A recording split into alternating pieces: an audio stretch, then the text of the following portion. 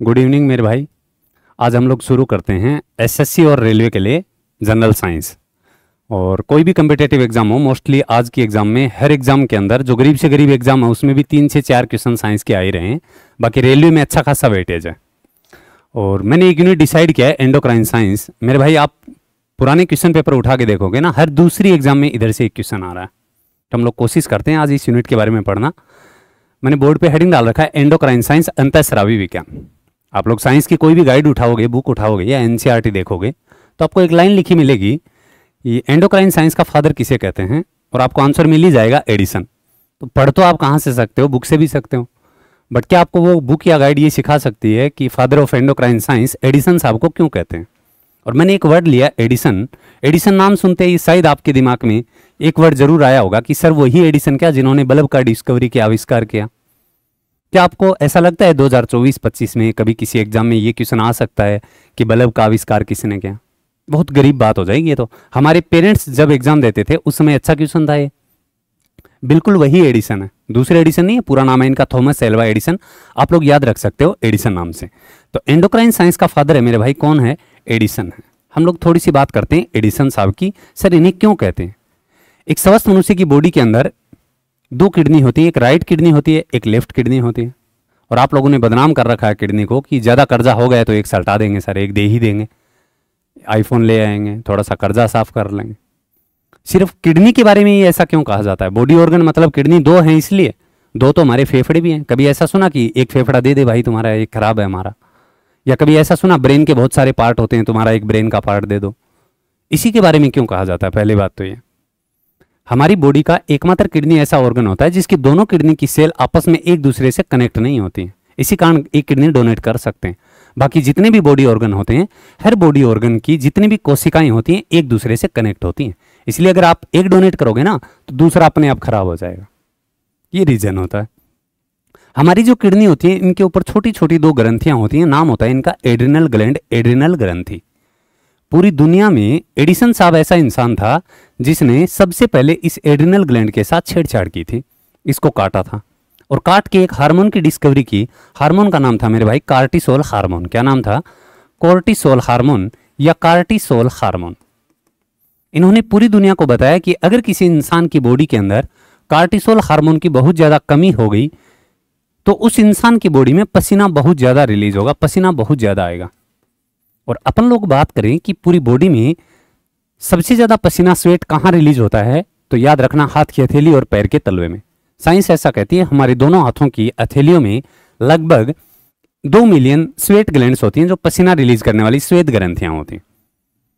जिस इंसान के आपके साथ बहुत सारे ऐसे स्टूडेंट होंगे जो क्लास में जब नोट्स बनाते हैं तो उस समय कॉपी में लिखते हैं, नोट्स जो भी बनाते हैं वो आप लोग, तो लिखते समय पसीना बहुत ज्यादा रिलीज होता है।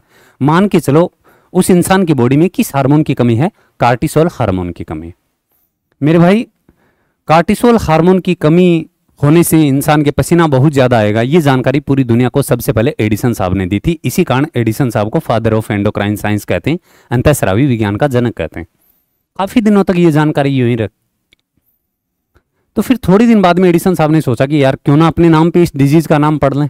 जब तक लोग साइंस पढ़ेंगे हमारा नाम जिंदा रहेगा, आने वाली नस्लें साइंस पढ़ना बंद नहीं कर सकती, तो इनका नाम भी याद रहेगा। वरना अगर उस समय इस डिस्कवरी के लिए उनको नोबेल प्राइज दे देते तो मेरा ऐसा मानना है कि आज की नस्लें शायद ही भूल जाती इनको, क्योंकि उसी टाइम के लोग याद रखते हैं। इन्होंने क्या किया, इस डिजीज का नाम अपने नाम पे रखा, एडिसन रोग, एडिसन डिजीज। और ये 2 नए क्वेश्चन है, एकदम नए क्वेश्चन है। लास्ट जो सितंबर के अंदर CHSL का एग्जाम हुआ उसमें इधर से क्वेश्चन आया कि कार्टिसोल हार्मोन की कमी से कौन सा रोग होता है? आंसर था उधर एडिसन रोग। दूसरा, आप लोग थोड़ा सा मेरी एक बात पे गौर करना। वर्तमान में जो भी एग्जाम है, जितनी भी SSC करवा रहा है और रेलवे करवा रहा है, उनमें मैंने पुराने पेपरों से एक अनुभव लिया कि जो ज्योग्राफी के क्वेश्चन आते हैं ना, वैसे के वैसे क्वेश्चन आ रहे हैं साइंस के। जैसे ज्योग्राफी का पैटर्न है, क्रॉस मिलान वाले क्वेश्चन आएंगे। पहले का ये होगा, दूसरे का ये होगा, फिर नीचे ऑप्शन बनाता है कि ए में ये 1 हो जाएगा या बी में 2 हो गए। क्रॉस मिलान वाले क्वेश्चन आप समझ गए होंगे, उम्मीद करता हूं। सेम के सेम क्वेश्चन आ रहे हैं साइंस के अंदर। और क्रॉस मिलान वाला क्वेश्चन करना उतना इजी नहीं है जितना हमें लगता है, क्योंकि आजकल क्या होता है, क्रॉस मिलान वाले क्वेश्चन जानबूझ कर दिए जाते हैं ताकि स्टूडेंट गलत करे, तभी तो भीड़ कम होगी ना। तो एग्जामिनर कभी ये थोड़ी ना सोचेगा कि 10,000 पोस्ट हैं तो हमें 10,000 स्टूडेंट लेने हैं या 10,000 को भर्ती करना है। वो सोचेगा कि यार 5 लाख फॉर्म लगे हैं तो 4,90,000 उसके दिमाग में रहेगा, उनको बाहर कैसे करना है। तो शायद वो बहुत अच्छे से जानते हैं कि कहाँ बच्चा गलती कर सकता है, इसलिए ऑप्शन का गेम है सारा। तो आप लोग गौर कीजिएगा, सेम ज्योग्राफी के क्वेश्चन और सेम साइंस के क्वेश्चन, इनका पैटर्न बन रहा है क्रॉस मिलान वाला। तो क्रॉस मिलान का क्वेश्चन मेरा मानना ऐसा है कि तभी सही हो पाता है जब अपना पूरा टॉपिक बहुत अच्छे से कर ले रहे हो। ओके, तो आप लोग इधर गौर करो। तो यहां से आप लोगों को 2 नए क्वेश्चन मिले होंगे। एक क्वेश्चन तो ये मिला, एंडोक्राइन साइंस का फादर किसे कहते हैं, और दूसरा क्वेश्चन सर एडिसन डिजीज का भी नाम है। जिस इंसान की बॉडी में पसीना बहुत ज्यादा आता है उसकी एक डिजीज हो गई, कौन सी डिजीज, एडिसन डिजीज, एडिसन रोग। किस हार्मोन की कमी से हो रहा है, कार्टिसोल हार्मोन की कमी से।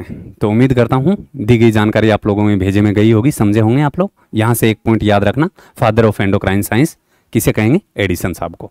आगे हम लोग इस यूनिट में बात करते हैं कि सर इस यूनिट में हम लोग किसके बारे में पढ़ेंगे। एंडोक्राइन साइंस में एक्चुअली हम लोग पढ़ेंगे ग्लैंड्स के बारे में। ग्लैंड्स क्या होती है मेरे भाई, ग्रंथियां होती है। अब ग्रंथियां या ग्लैंड्स कहते किन्हें, ग्लैंड्स ग्रुप ऑफ सेल्स होती हैं, कोशिकाओं का समूह होती है। जिस दिन मैं आप लोगों को ब्रेन पढ़ाऊंगा उस दिन भी ये कहूंगा कि ग्रुप ऑफ सेल होते हैं, ब्रेन भी ग्रुप ऑफ सेल होता है, आपका किडनी है वो भी ग्रुप ऑफ सेल है, लीवर भी ग्रुप ऑफ सेल है। जब ब्लड पढ़ेंगे तब भी कहेंगे ग्रुप ऑफ सेल होता है। तो आप कहोगे यार सर क्या बात कर रहे हो, ग्लैंड को भी ग्रुप ऑफ सेल, हर चीज को ग्रुप ऑफ सेल। बिल्कुल सर, जितने भी बॉडी ऑर्गन होते हैं ना सारे कोशिकाओं से मिलकर बनते हैं। बट बॉडी ऑर्गन में और ग्रंथियों में क्या अंतर होता है, अंतर ये होता है कि सर ग्लैंड्स जो होती है ना वो कुछ ना कुछ लिक्विड रिलीज करते हैं, तरल पदार्थ रिलीज करते हैं, लिक्विड रिलीज करेंगे।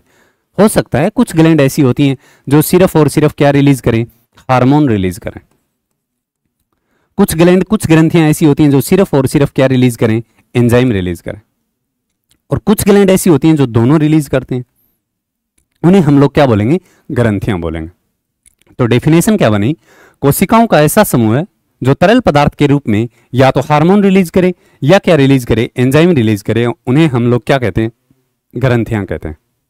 अब ह्यूमन बॉडी की बात करें तो ह्यूमन बॉडी में टोटल 3 टाइप की ग्लैंड्स होती हैं, 3 टाइप की ग्रंथियां होती हैं। नंबर 1 पे वे ग्लैंड जो सिर्फ और सिर्फ ओनली क्या रिलीज करेंगे, हार्मोन रिलीज करेंगे। जो ग्लैंड हार्मोन रिलीज करती हैं मेरे भाई उन्हें कहते हैं एंडोक्राइन ग्लैंड। हिंदी में इन्हें बोला जाएगा अंतःस्रावी ग्रंथियां, अंतःस्रावी ग्रंथियां। सेकंड अपन बात करते हैं वे ग्रंथियां जो सिर्फ और सिर्फ क्या रिलीज करें, एंजाइम रिलीज करें, उन्हें हम लोग कहेंगे एक्सोक्राइन ग्लैंड, या हम लोग हिंदी में बोलते हैं बहिस्रावी ग्रंथियां। नंबर 3 अपन बात करें तो कुछ हमारी बॉडी के अंदर ऐसी ग्रंथियां होती हैं जो हार्मोन भी रिलीज करती हैं और साथ में क्या रिलीज करेंगी, एंजाइम भी रिलीज करेंगे, बोथ आर रिलीज। जो ग्रंथियां दोनों स्रावित करती हैं उन्हें हम लोग बोलते हैं मिश्रित ग्रंथियां, या इन्हीं को इंग्लिश में कहा जाता है मिक्स्ड ग्लैंड।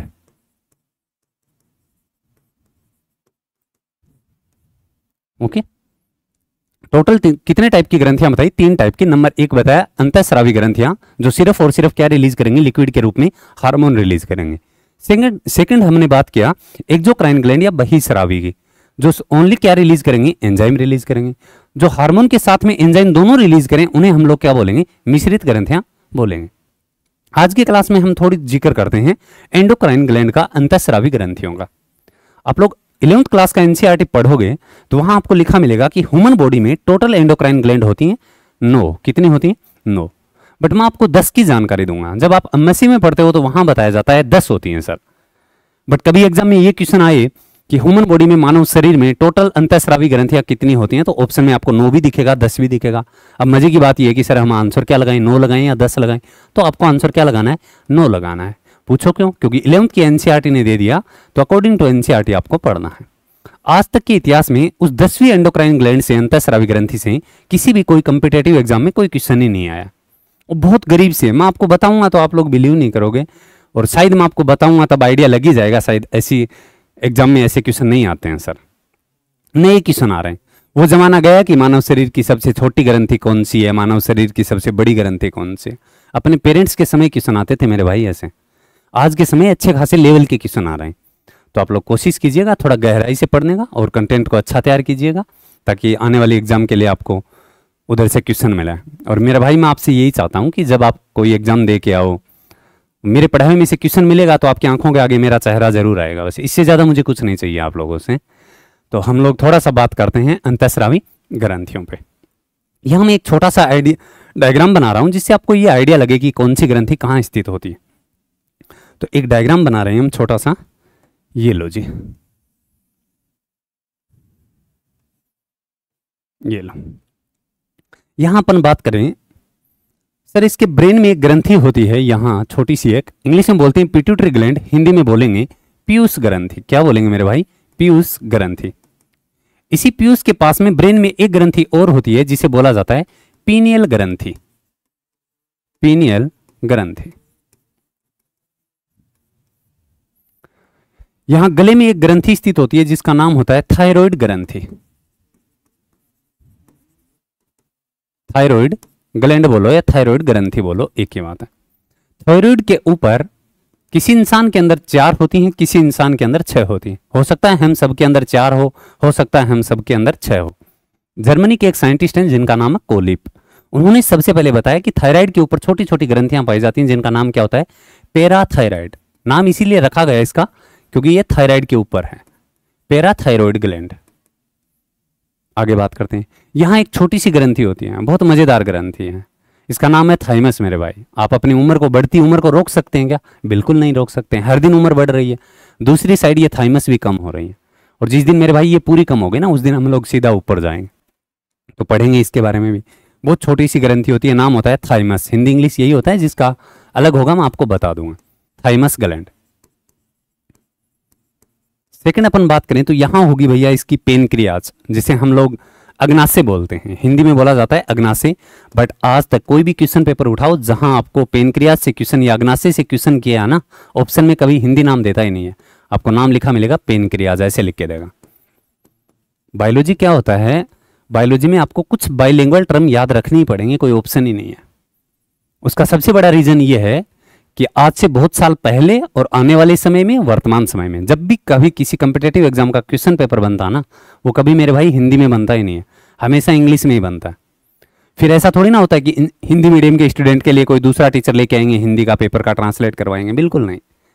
वो क्या करते हैं? गूगल ट्रांसलेट करते हैं, और गूगल का तो आपको पता ही होगा ना, कुछ से इंग्लिश वर्ड का सेम हिंदी बना के दे देता है। जैसे आपके सामने बोर्ड पे लिखा है अग्नाशय को लिखा मिलता है पेनक्रियाज। जैसे आप लोग छोटी क्लासों में सेल वाली यूनिट में पढ़ा था एक नाम माइटोकॉन्ड्रिया, जिन्हें आप लोग माइट्रोकॉन्ड्रिया बोलते हो। हिंदी मीडियम के बच्चे में दिक्कत होती है, माइटोकॉन्ड्रिया। तो हर स्टूडेंट ने मेरे हिसाब से, चाहे वो हिंदी मीडियम का हो चाहे इंग्लिश मीडियम का हो, सबने यही नाम सुना है माइटोकॉन्ड्रिया। अब किसी ने इसका हिंदी नाम सुना ही नहीं होगा, क्योंकि आपकी भी गलती नहीं है। 10th क्लास की और 9th क्लास की बुक में नाम ही रखा था माइटोकॉन्ड्रिया, जबकि हिंदी में इसे कहते हैं सूत्रकणिका। दूर दूर तक नहीं लगता है कि सेल की यूनिट में कोई नाम भी आया है क्या ऐसा। तो इसलिए बाइलिंगुअल कुछ वर्ड अपने को याद रखना बहुत जरूरी है। सेकंड, आगे अपन बात करें तो ये भैया जी किडनी होंगी, और किडनी के ऊपर छोटी छोटी 2 ग्लैंड अभी बता के गया मैं, नाम होता है एड्रिनल, जिन्हें एडिसन साहब ने छेड़छाड़ की थी इन्हीं के साथ। ये लो जी, अगली हो गई अपनी एड्रिनल ग्लैंड, एड्रिनल ग्रंथि। फिर बात करें तो सर इसके अंदर मिलेंगी जनन ग्रंथियां, जिसे इंग्लिश में बोलते हैं रिप्रोडक्टिव ग्लैंड। आजकल की इंग्लिश में इनका मॉडर्न नाम दे दिया, इन्हें बोला जाता है गोनेड्स। तो इंग्लिश वाले गोनेड्स याद रखना, हिंदी मीडियम वाले गरीब याद रखना जनन ग्रंथियां। अगर ये डायग्राम मेल का है तो मेरे भाई इसके अंदर कौन सी जनन ग्रंथि मिलेगी? मेल का है तो इसके अंदर मिलेगा सर टेस्टिस, जिसे हम लोग क्या बोलते हैं? वृषण बोलते हैं। अगर ये डायग्राम फीमेल का है तो फीमेल के अंदर कौन सी रिप्रोडक्टिव ग्लैंड मिलेगी? ओवेरी, जिसे हम लोग कहते हैं अंडाशय। ये लो जी, काउंट करो, ये 9 एंडोक्राइन ग्लैंड हमारी बॉडी में होती हैं। अब थोड़ा सा अपन जिक्र करते हैं उस 10वीं के बारे में। हमारा जो आमाशय होता है, अपनी भाषा में हम लोग पेट बोलते हैं, इंग्लिश में इसे स्टोमक बोलते हैं। आमाशय के चारों ओर एक मेम्ब्रेन होती है, एक झिल्ली होती है, उस झिल्ली पे एक छोटी सी ग्लैंड स्थित होती है जिसे बोला जाता है हीरोक्राइन ग्लैंड। यहां लिख रहा हूं सेकंड पेज पे मैं, नाम क्या बताया आपको? हीरोक्राइन ग्रंथि। सर ये मेल में भी होगी और किस में होगी? फीमेल में भी होगी, दोनों में होगी। एंडोक्राइन ग्लैंड है तो नो डाउट क्या हार्मोन क्या रिलीज करेगी? हार्मोन रिलीज करेगी, और जो हार्मोन रिलीज करती है उस हार्मोन का नाम होता है प्रोलैक्टिन। भाई ये प्रोलेक्टिन हार्मोन महिलाओं में भी होगा, पुरुषों में भी होगा। पुरुषों में ये प्रोलेक्टिन हार्मोन क्या काम करता है और महिलाओं में क्या काम करता है, जैसे देखो भैया, एक उम्र के बाद एक पुरुष को आइडिया लग ही जाता है कि अब बहुत हो गया, अपने परिवार के लिए हमें कुछ कमाना है। ये बताने वाला हार्मोन मेरे भाई कौन सा होता है, प्रोलेक्टिन। क्या हमारे पापा जी जो भी पैसे कमा रहे हैं वो सिर्फ अपनी मदर को ही देते हैं? हम बच्चों को भी देते हैं, परिवार की और जिम्मेदारियां वो भी निभाते हैं। क्या दुनिया में सिर्फ हमारे फादर साहब ही ये काम कर रहे हैं? हमारे फादर के फादर भी यही काम करते थे, कल को हम भी आने वाली नस्लों के लिए यही करेंगे। जितना बनेगा आपसे करोगे ना, पैसों का जुगाड़ हुआ तो पैसा करके जाओगे, वरना कर्जा छोड़ के जाओगे, कुछ तो करके जाएंगे आने वाली नस्लों के लिए। तो ये बताने वाला हार्मोन कौन सा होता है पुरुष के अंदर, प्रोलेक्टिन हार्मोन। तो आप लोग बता सकते हो पुरुष में पैतृकवाद को बढ़ावा देना, मतलब एक पीढ़ी का मेंबर सेकंड आने वाली जनरेशन के लिए कोई ना कोई जुगाड़ करे सर, इसे बोलते हैं पैतृकवाद को बढ़ावा देना। और इसके लिए रिस्पॉन्सिबल पुरुषों के अंदर कौन सा हार्मोन होता है मेरे भाई, प्रोलेक्टिन हार्मोन होता है।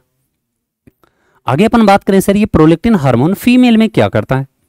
जैसे एक फीमेल को तो ये नहीं पता होता किस घर में जन्म हुआ, किस घर में शादी होगी, और अचानक से जिस घर में शादी होती है तो धीरे धीरे सारे परिवार के मेंबर से भावनात्मक लगाव बढ़ ही जाता है।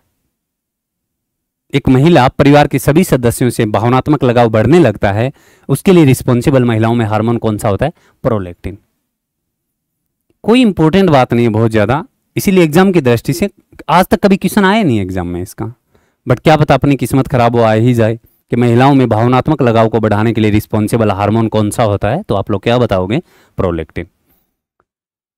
पैतृकवाद को बढ़ावा देने वाला पुरुषों में हार्मोन कौन सा होता है, प्रोलेक्टिन, जो कहां से रिलीज हो रहा है, हीरोक्राइन ग्लैंड से रिलीज हो रहा है। तो आप लोग ये ध्यान रखिएगा। ओके, अब अपन लोग पढ़ना शुरू करते हैं। ये जो नो एंडोक्राइन ग्लैंड है, हर दूसरी एग्जाम में इधर से कोई ना कोई क्वेश्चन आ रहा है। मैंने नाम लिखा पिट्यूटरी ग्लैंड, पीयूष ग्रंथि पूरी बॉडी की सबसे छोटी ग्लैंड है भाई साहब, अकॉर्डिंग टू एनसीईआरटी। बट इसको हम सबसे लास्ट में पढ़ेंगे। सबसे लास्ट में क्यों पढ़ेंगे, क्योंकि ब्रेन के अंदर स्थित होती है सर, जितनी भी ग्लैंड होती है ना सबके ऊपर ये कंट्रोल करती है, इसी कारण तो इसको मास्टर ग्लैंड कहते हैं। तो हम लोग पढ़ेंगे पीयूष ग्रंथि को सबसे लास्ट में। उससे पहले आज की क्लास में हम लोग शुरू करते हैं पीनियल ग्लैंड से, पीनियल ग्रंथि से। लो जी, तो हम लोग बात कर रहे हैं पीनियल ग्रंथि के बारे में।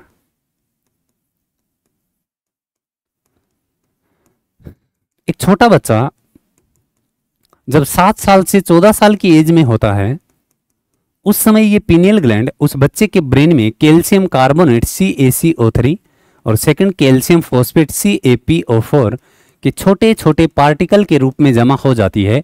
इसी कारण मेरे भाई इस ग्लैंड को सोइल ऑफ ब्रेन या सैंड ऑफ ब्रेन कहते हैं। सोइल का मतलब क्या होता है, मिट्टी। तो आप लोग बोलोगे मस्तिष्क की रेत, हमसे ये पूछा जाए सोइल ऑफ ब्रेन या मस्तिष्क की रेत किस ग्लैंड को कहते हैं, तो आंसर क्या लगाओगे, आप लोग कहोगे पीनियल को कहते हैं। सेकंड आगे अपन बात करते हैं मेरे भाई, इस ग्लैंड को बायोलॉजिकल क्लॉक भी कहा जाता है। बायोलॉजिकल क्लॉक हिंदी में बोलते हैं जैविक घड़ी। अब आप कहोगे सर जैविक घड़ी क्यों कहते हैं, ध्यान से सुनो मेरे भाई। हमारी बॉडी में कुछ बायोकेमिकल रिएक्शन होती हैं, जैसे आप लोग कुछ भी खाते हो उसका ह्यूमन बॉडी क्या करती है, डाइजेशन करती है। जो हार्मफुल बॉडी के अंदर प्रोडक्ट बनते हैं उनको हम लोग बॉडी से बाहर एक्सक्रेट आउट करते हैं। श्वसन के दौरान हमारी बॉडी में एनर्जी बन रही है, और एनर्जी है तभी मैं आप लोगों को पढ़ा रहा हूं, आप लोग पढ़ पा रहे हो। विदाउट एनर्जी एक दिन काम नहीं कर पाएंगे, बिल्कुल नहीं करेंगे। और एनर्जी मिलेगी कहां से, खाने से मिलेगी। ये सारी प्रोसेस जो होती है इन्हीं को बोला जाता है जैव रासायनिक क्रियाएं, बायोकेमिकल रिएक्शंस। और मेरे भाई हमारे शरीर में जैव रासायनिक क्रियाओं को कंप्लीट करवाने में कहीं ना कहीं पीनियल ग्लैंड का योगदान होता है। इसी कारण इसे क्या कहते हैं, बायोलॉजिकल क्लॉक या जैविक घड़ी कहते हैं। उम्मीद करता हूं आप लोग समझे होंगे। आगे अपन बात करते हैं कि इसे सर हमारी बॉडी की थर्ड आई बोलते हैं। थर्ड आई का मतलब तीसरी आंख कहते हैं। अब तीसरी आंख क्यों कहते हैं, इससे पहले आप लोग एक बात समझो, हमें कितनी नींद लेनी है, क्या अपना मूड है, ये सब बताने वाली ग्लैंड कौन सी होती है, पीनियल ग्लैंड होती है। कभी ऐसा होता ना पढ़ाई का बहुत अच्छा मूड हो रहा है, कभी ऐसा होता है यार आज तो पढ़ाई का बिल्कुल मूड नहीं है, बाहर थोड़ा घूम ले, तो वो सारा बताने का काम कौन कर रही है हमारी बॉडी में, पीनियल ग्लैंड कर रही है, पीनियल ग्रंथि कर रही है। सेकंड अपन बात करें, दुनिया में जितने भी इंसान हैं हर इंसान के स्किन का कलर क्या एक जैसा होता है, नहीं सर बिल्कुल नहीं होता। हर इंसान का स्किन का कलर अलग अलग होता है। तो त्वचा के रंग का निर्धारण करने वाली ग्लैंड भी कौन सी होती है, त्वचा के रंग का निर्धारण करने वाली ग्रंथि भी कौन सी होती है? पीनियल। सबसे इंपॉर्टेंट काम है, नींद के बारे में यही बताएगी, मूड के बारे में भी यही बताती है, और स्किन के बारे में भी यही बताती है। आप लोगों ने कुछ ऐसे एनिमल देखे होंगे, कुछ ऐसे जंतु देखे होंगे जो पलक झपकते ही अपना कलर बदल लेते हैं। खैर इस जमाने में तो लोग भी बदल रहे हैं, इंसान भी बदल रहे हैं, तो जंतुओं की तो बात ही छोड़ो आप। और वैसे इंसान मनुष्य भी तो जंतु ही है ना, पहले बाद में है मनुष्य। दुनिया में जितने भी एनिमल हैं, जितने भी जंतु हैं, उन सब में सबसे ज़्यादा ब्रेन डेवलप नंबर 1 पे है तो वो मनुष्य है। नंबर 2 पे जिसका ब्रेन डेवलप है तो वो कौन है? डॉल्फिन है। और फिर भी अपना कलर बदल रहे हैं। नेचर का प्रोसेस है, लाइट, यूवी लाइट हमारी बॉडी पे गिरेगी तो कलर एक्सचेंज होगा कि नहीं होगा, और उसमें कहीं ना कहीं योगदान कौन कर रही है? Pineal gland. इसीलिए कहा जाता है त्वचा के रंग बदलने में हेल्प करते हैं। एग्जाम में आपसे ये पूछा जाए कि कुछ जंतुओं में रंग बदलने के लिए रिस्पॉन्सिबल ग्रंथि कौन सी होती है, आप आंसर क्या लगाओगे? पीनियल ग्लैंड के बारे में। यहां से आप लोग एक चीज देखिएगा, मैंने कहा कि इस ग्लैंड को थर्ड आई बोलते हैं, तीसरी आंख बोलते हैं। और इस ग्लैंड का काम क्या होता है? नींद के बारे में डिसाइड करना, मूड के बारे में डिसाइड करना, और कलर बताना हमारी स्किन का। ये 3 इंपॉर्टेंट काम है। जब भी आप रात को सोते हो पढ़ाई करके, जितने टाइम भी सो रहे हो, 10 बजे 11 बजे जो भी आपका रूटीन है, तो क्या आप सोते समय रूम की लाइट ऑन रखते हो? हम लोग ऑफ करके सोते हैं। ऑन लाइट में हमें नींद भी नहीं आती है। अगर साथ का कोई रूममेट है वो पढ़ाई कर रहा है और हमें को सोना है, तो हम सामने वाले को यही कहेंगे कि भाई सुबह मैं तुझे 4 बजे उठा दूंगा या 3 बजे उठा दूंगा, मुझे भी पढ़ना, हम जल्दी उठ जाएंगे, अभी आप सो जाओ। तो लाइट ऑफ करके सोते हैं। उसका रीज़न क्या है? उसका सबसे बड़ा रीज़न ये है कि सर अगर रूम में लाइट ऑन रहेगी ना तो हमारी आंखों में लाइट पहुंचेगी, और आंखों के द्वारा वो लाइट कहाँ जाती है? हमारी ब्रेन में पीनियल ग्लैंड के पास जाती है। सर ये हमारी नींद को उठा देती है, डिस्टर्ब कर देती है। ओके, ये एक्टिव हो जाएगी तो कुछ हार्मोन रिलीज करेगी, और वो हार्मोन रिलीज होंगे तो हमारी आंखें खुल जाएंगी। यही रीज़न होता है जब हम सो रहे होते हैं, अचानक से रूम में आके रात के समय कोई लाइट ऑन कर दे तो हमारी आंखें खुल जाती हैं। इसका रीज़न है सर पीनियल ग्लैंड। हमारी बॉडी में जितने भी ग्लैंड हैं उनमें एकमात्र पीनियल ऐसी ग्लैंड होती है जो लाइट से इफेक्ट पड़ता है। भैया जी डायरेक्ट क्वेश्चन आए आपसे, वन लाइनर क्वेश्चन बहुत अच्छा बनता है कि मानव शरीर की ऐसी कौन सी ग्रंथि होती है जो प्रकाश से प्रभावित होती है, तो आप लोग बताइएगा पीनियल ग्लैंड होती है। इसी कारण मेरे भाई ये अलार्म की तरह कार्य करती है, इसी कारण इसे थर्ड आई बोला जाता है, तीसरी आंख कहते हैं। सेकंड आगे अपन बात करें तो जो पीनियल ग्लैंड होती है वो 2 हार्मोन रिलीज करती है। एक का नाम होता है सेरेटोनिन, सेरेटोनिन, और सेकंड का नाम होता है मेलेटोनिन। क्या नाम होता है? मेलेटोनिन। ये 2 हार्मोन रिलीज करते हैं। और क्या दोनों हार्मोन पीनियल ग्लैंड से रिलीज हो रहे हैं? सर बिल्कुल रिलीज हो रहे हैं। तो क्या हम इन हार्मोन्स को पीनियल हार्मोन्स बोल सकते हैं? बिल्कुल बोल सकते हैं, पीनियल हार्मोन्स। अब ये करेंगे क्या हमारी बॉडी में? आपसे कोई ये पूछे नींद और मूड का डिसाइड करने वाला हार्मोन कौन सा होता है पीनियल ग्लैंड का, तो आप लोग बताना सेरोटोनिन। सेरोटोनिन को बताता है कि हमें कितनी नींद लेनी है और क्या आपका मूड है। ये बताने वाला, डिसाइड करने वाला हार्मोन कौन सा होता है? सेरोटोनिन। और ग्लैंड का नाम पूछे तो हम लोग क्या बताएंगे? पीनियल ग्लैंड बताएंगे। सेकंड आगे हम लोग बात करें, ये मेलेटोनिन हार्मोन क्या करेगा? ये भैया जी हमारी स्किन का कलर बताएगा। त्वचा के रंग का निर्धारण, त्वचा के रंग का निर्धारण करने वाला हार्मोन पूछे तो आप लोग क्या बोलोगे? मेलेटोनिन। अब आप लोग मुझे एक बात बताओ, क्या हमारे कहने पर ये पीनियल ग्लैंड दोनों हार्मोन रिलीज करेगी? जब हम कह देंगे कि भैया रिलीज कर दो तो रिलीज कर देगी, जब हमने कहा कि नहीं रिलीज करने तो नहीं करेगी। वाहन थोड़ी है यार, कोई इलेक्ट्रिक व्हीकल थोड़ी है जो आपके कहने पे चल देगा, चार्ज हो गया चला दो। ह्यूमन बॉडी है ना, अगर हमारे कहने पे बॉडी काम करने लगेगी तो जीवन में शायद कभी हॉस्पिटल की जरूरत ही नहीं पड़ेगी, ताला लगा देना चाहिए हॉस्पिटल को। बायोलॉजिकल रिएक्शन है सर, 24 घंटे चलती रहती है हमारी बॉडी में। जिस दिन ये रुक गई तो मान के चलो लाइफ का साइकिल उसी दिन बंद हो गया, उस दिन मरना कन्फर्म है, कोई नहीं बचाने वाला। जब तक बायोलॉजिकल रिएक्शन हमारी बॉडी में चल रही है हम लोग काम कर रहे हैं। सेकंड अपन बात करें, जब ये बायोलॉजिकल रिएक्शन 24 आवर चलती रहती हैं तो ऐसा भी हो सकता है सर, 2 केस बनते हैं। पहला केस ये भी बनता है कि डेफिशिएंसी हो सकती है, हमारी बॉडी में कमी हो सकती है इन दोनों हार्मोन्स की। सेकंड केस ये बनता है कि एफिशिएंसी हो सकती है, अधिकता हो सकती है। मान के चलो अगर किसी इंसान की बॉडी के अंदर दोनों हार्मोन की कमी हो गई, आपकी लाइफ से किसी इंसान की कमी हो जाए तो आप ही बताओ आपको नींद आती है क्या? नींद आना बंद हो जाती है। नींद एक ही शर्त पे आती है, जब सामने वाले ने हमारी ज़रूरतें पूरी कर दी हों तो आ जाएगी, अदरवाइज नहीं आएगी। कोई अगर चेहरा हमारी जीवन से कम हो गया, कोई भी परिवार का मेंबर एक कम हो गया, तो क्या हमारी नींदें आती है? नींदें उड़ जाती हैं सर, दूर दूर तक, आस पास भी नहीं होती है, नींद आ भी जाए क्या। और आज के समय अगर स्टूडेंट की बात करें तो स्टूडेंट के मोस्टली ये दिक्कत ज़्यादा रहती है कि उन्हें नींद ज़्यादा आती है, कम नहीं आती। जब भी देखो सो रहे हैं, तो नींद ज़्यादा आने के पीछे रीज़न ये है कि आपकी बीमारी हो गई, दूसरा रोग हो गया निंद्रा रोग, नींद ज़्यादा आ रही है। उसका रीज़न एक्चुअली होता है कि हमारी बॉडी के अंदर, हमारे ब्रेन के अंदर कुछ क्या होते हैं, फंगस होते हैं, कवक होते हैं, उनका असर हो गया। तो वो दूर करने के लिए किसी अच्छे से डॉक्टर के पास जाओ, उनको दिखाओ। जब तक वो बैठा है ना बॉडी के अंदर, तब तक हम आराम से ना पढ़ पाएंगे, ना कोई अदर काम कर पाएंगे। खाना खाओगे, नींद आ रही है, उठे अभी फिर नींद आ रही है, तो वो तो आपकी बीमारी है भैया। यहाँ अपन बात कर रहे हैं, अगर ये दोनों हार्मोन कम हो गए ना तो आपको नींद नहीं आएगी। नींद नहीं आना मतलब स्लीपिंग डिसऑर्डर, हिंदी में बोलते हैं अनिद्रा, और बायोलॉजी में इसी वर्ड का दूसरा नाम होता है इंसोमिया। ध्यान रखना ये अच्छे से आप लोग, इंसोमिया कहा जाता है अनिद्रा को। अगर नींद ही नहीं है आएगी, ज़्यादा आए तो कोई दिक्कत नहीं, सो लेना, लेकिन नींद बिल्कुल आना बंद हो जाए तो जीवन में एक दौर ऐसा आ जाएगा कि पागलों की तरह बिहेव करने लगोगे। तो उसके लिए क्या किया जाए? कभी आप लोगों ने देखा है जो जिन इंसान को नींद नहीं आती है, डॉक्टर फिर उसको नींद की टेबलेट देता है? कभी आप गौर से पढ़ना उस नींद की टेबलेट के ऊपर इन दोनों हार्मोन के नाम लिखे होंगे। एक नाम लिखा होगा सेरोटोनिन, सेकंड लिखा होगा मेलेटोनिन।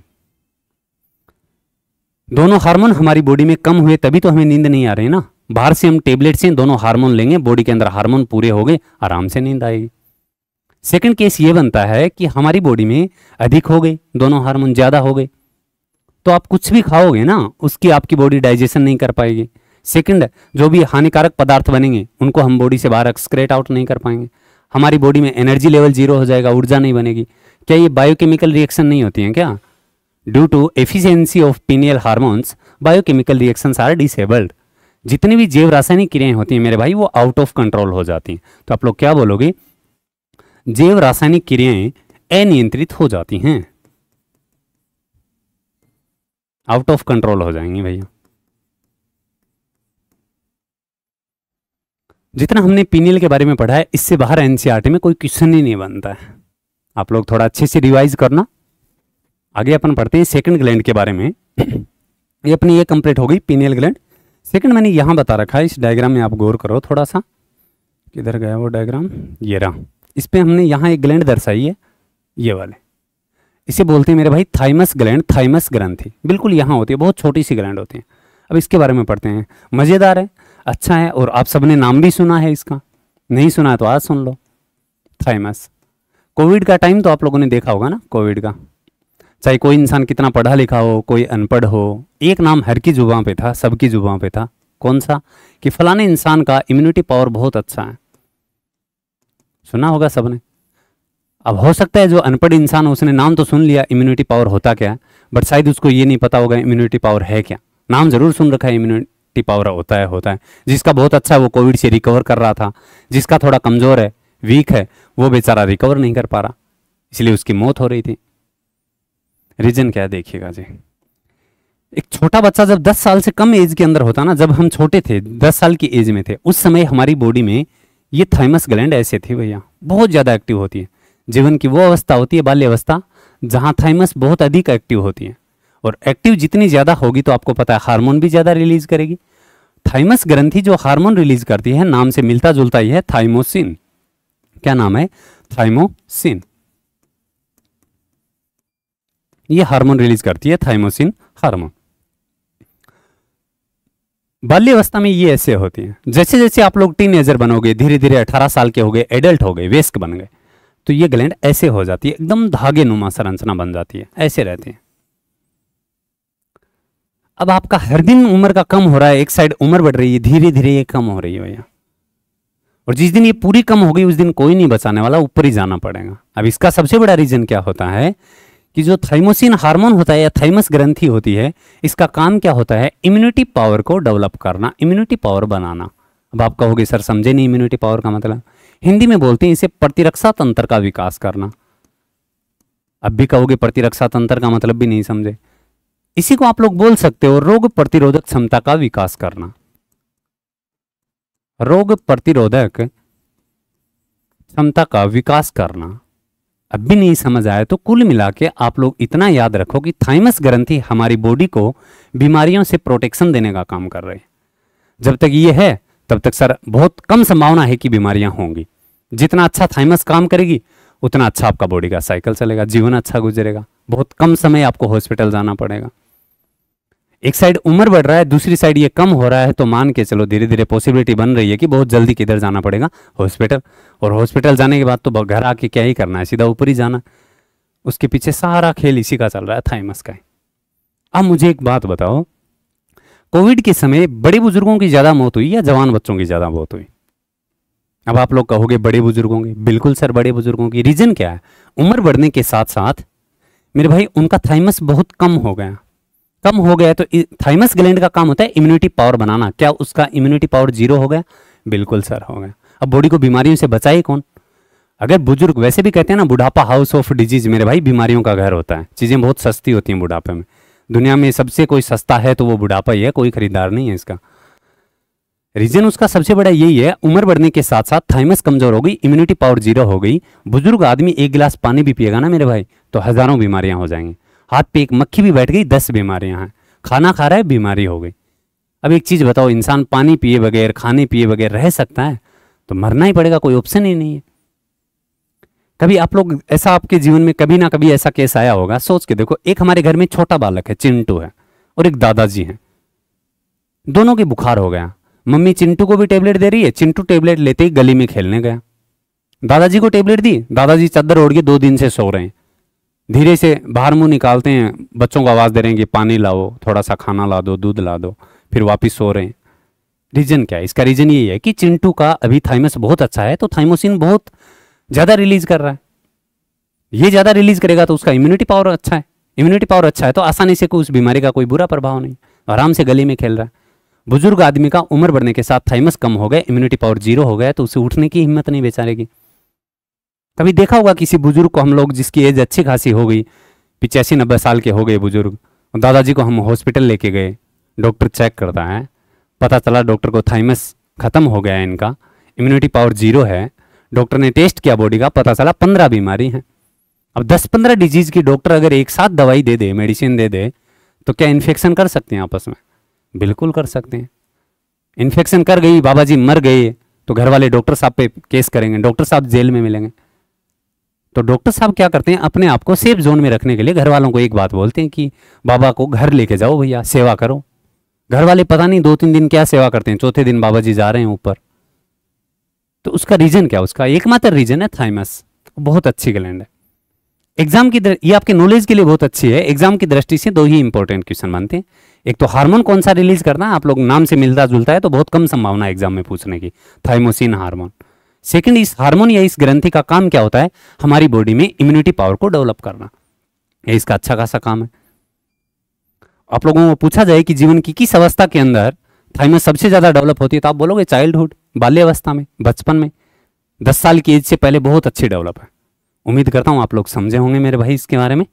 बाकी हम लोग नेक्स्ट क्लास में आगे पढ़ेंगे। कोई भी आपका डाउट हो तो आप लोग बेझिझक पूछिएगा। बाकी हम लोग कल की क्लास में दोबारा पढ़ेंगे, इसी यूनिट को आगे कंटिन्यू कर लेंगे। आज की क्लास में हम लोगों ने 2 पढ़ ली, 2 ग्लैंड पढ़ ली। एक तो हम लोगों ने पढ़ लिया थाइमस के बारे में, और सेकंड हम लोगों ने पढ़ लिया किसके बारे में? पीनियल के बारे में। तो पीनियल और थाइमस के आप कोशिश करो, अगर आपके पास कोई भी बुक हो तो उसमें क्वेश्चन लगाने की कोशिश करो। अगर कोई क्वेश्चन सेट ना हो, ना समझ आए, तो आप बेझिझक पूछ सकते हो। उम्मीद करता हूँ आप लोगों की मेरी क्लास थोड़ी सी कुछ फायदेमंद होगी। धन्यवाद।